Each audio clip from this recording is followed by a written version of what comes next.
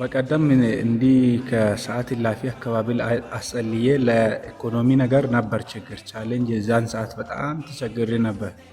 እሺ ባለፈው ቅዳሜ ሳምንት ምሽት አካባቢ ነው።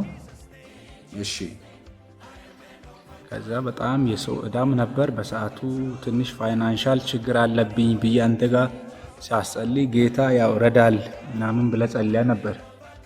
እሺ ከዛ በኋላ ምን ሆነ? ከዛ ንጋታው ይሁድ ቅዳሜ ምሽት ነው ያ በንጋታው ይሁድ 4 ሰዓት ቸርች አካባቢ ላይ ያለው ቤተክርስቲያን ውስጥ ያለው የሆነ ጠርቀም ያለች ገንዘብ ተላከልኝ። የሰው ጠርቀም ያለች ገንዘብ አንድ 100 ሚቶን 100,000 የሰውም ዕዳ ነበር። እሺ ያን ዕዳንም ደግሞ ከፈልኩ። እግዚአብሔር ይመስገን አሁን እየተሻለ ነው። ከዛ መልስ ጂሰስ ቅዳሜ ማታ ሲፈልግ እሁድ 100,000 ብር ተቀበልክ? ማይ ጋድ ከዛ ስፈልግ አላገኘውም። እንትኑ መስወሩ ከዛ ወጣ።